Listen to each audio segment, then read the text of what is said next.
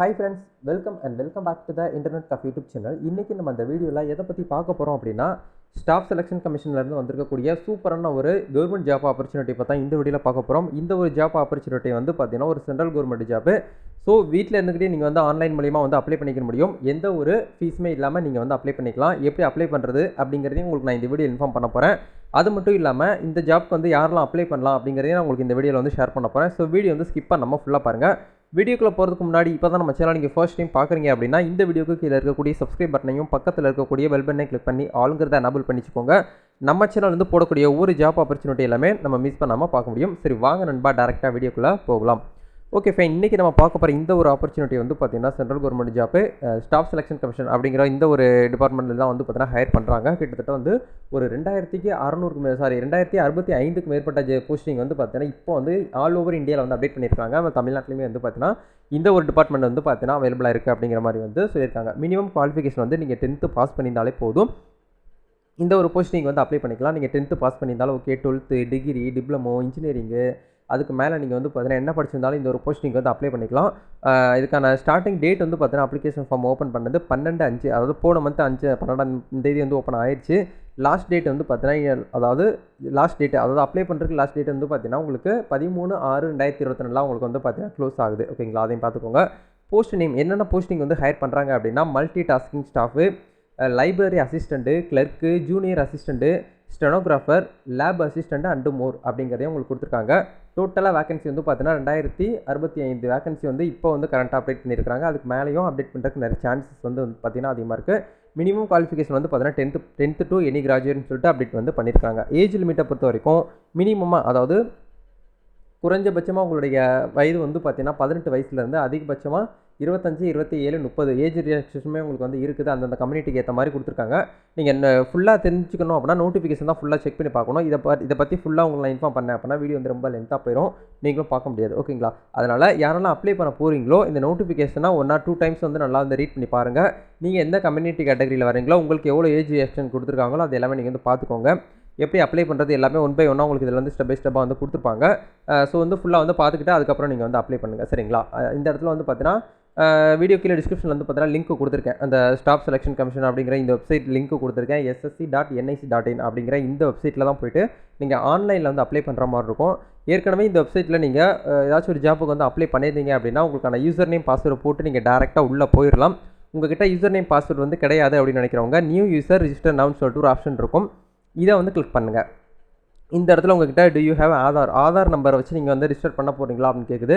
S அப்படின்னா உங்களுடைய ஆதார் நம்பரை போட்டாலே ஆட்டோமேட்டிக்காக வந்து உங்களுடைய நேம், உங்களுடைய இது எல்லாமே வந்து ஐடி நம்பர் எல்லாமே ரிஃப்ளெக்ட் ஆகி ஜென்ரேட் ஆகி வந்துடும். இல்லை ஆதார் நம்பர்லாம் வேண்டாம், நான் வந்து மேனுவலாக ஃபில் பண்ணிக்கிறேன் அப்படின்னு நினைக்கிறவங்க நீங்கள் மேனுவலாக வந்து பார்த்தீங்கன்னா ஃபில் பண்ணிக்கோங்க. ஆதார் நம்பர் கொடுக்குறது கட்டாயம். ஓகேங்களா, ஸ்டார் போட்டுருக்கக்கூடிய சிம்பிள் எல்லாமே நம்ம வந்து ஃபில் பண்ணுற மாதிரி தான் இருக்கும். ஆதார் நம்பர் என்ட்ரு பண்ணுங்கள்.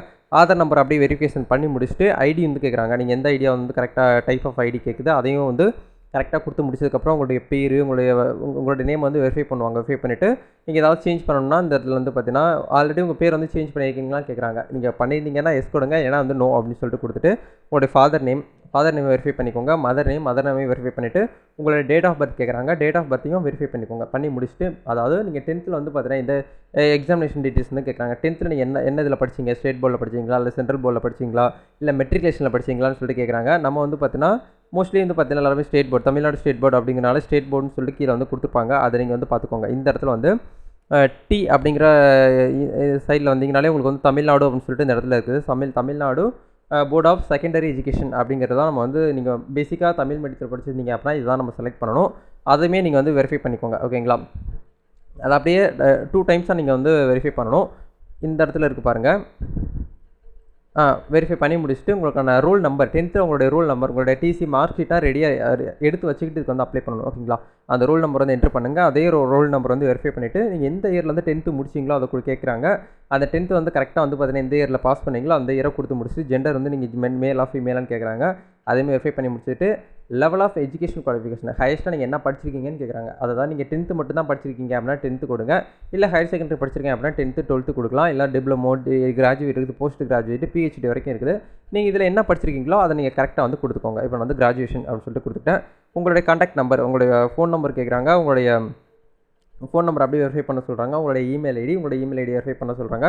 பெர்மனெண்ட் அட்ரஸ் வந்து பார்த்தீங்கன்னா எதுவும் நீங்கள் வந்து பார்த்தீங்கன்னா வந்து கொடுக்கணும். நம்ம தமிழ்நாட்டில் தான் இருக்குமா அப்படின்னு சொல்லிட்டு கேட்டிங்கன்னா தமிழ்நாடு அப்படிங்கிறத கொடுத்துக்கலாம். கொடுத்துட்டு சேவ் அப்படி கொடுத்தீங்க அப்படின்னா உங்களுக்கான ஒரு யூசர் நேம் பாஸ்வேர்டு வந்து பார்த்தீங்கன்னா மெயில் ஐடிக்கு வந்து பார்த்தீங்கன்னா ஜென்ரேட் பண்ணுவாங்க. அடிஷனலாக கான்டாக்ட் டீட்டெயில்ஸை ஃபில் பண்ணி நீங்கள் டிக்ளரேஷன் வந்து பார்த்துக்கிட்டு உங்களுக்கான யூசர் நேம் பாஸ்வேர்டு வந்து ரெடி பண்ணிக்கோங்க.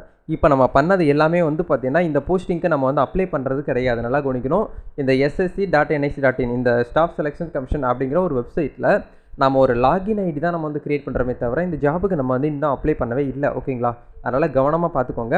அப்ளை பண்ணிவிட்டு அதுக்கப்புறம் லாகின் பண்ணிவிட்டு அதுக்கப்புறம் தான் நம்ம வந்து அப்ளை பண்ண போகிறோம். ஓகேங்களா? அதேமாதிரி நீங்கள் வந்து தெளிவாக பார்த்துக்கோங்க. நோட்டிஃபிகேஷன் வந்து தெளிவாக எல்லாமே கொடுத்துருக்காங்க. ஃப்ளூக்வெண்ட் ஆஸ்க்டு கொஸ்டின் எல்லாமே உங்களுக்கு தெளிவாக கொடுத்துருக்காங்க. அதேமாதிரி நீங்கள் வந்து பார்த்துக்கோங்க. எஸ்சி எஸ்டி கேண்டிடேட்டுக்கு வந்து பார்த்தீங்கன்னா 5 இயர்ஸ் கொடுத்துருக்காங்க ஏஜ் லிமிட்டு. ஓபிசி கேட்டகரிக்கு வந்து 3 இயர்ஸ் கொடுத்துருக்காங்க. பிடபிள்யூடிக்கு வந்து 10 இயர்ஸ் வந்து கொடுத்துருக்காங்க. பிடபிள்யூடி ஓபிசிக்கு ப்ளஸ் சேர்த்து வந்து பார்த்தீங்கன்னா 13 இயர்ஸ் வந்து கொடுத்துருக்காங்க. இந்த எக்ஸ் சர்வீஸ் மேனுக்குலாம் வந்து பார்த்தீங்கன்னா 3 இயர்ஸ் வரைக்கும் வந்து பார்த்தீங்கன்னா ஏஜ் எக்ஸ்டென்ஷன் உங்களுக்கு வந்து கொடுத்துருக்காங்க. அதேமாதிரி நீங்கள் வந்து தெளிவாக பார்த்துக்க முடியும். வேறு ஏதாவது டவுட்ஸ் இருக்குது அப்படின்னா மறக்காமல் நம்ம கமெண்ட் செக்ஷன் வந்து பார்த்தீங்கன்னா போஸ்ட் பண்ணுங்கள்.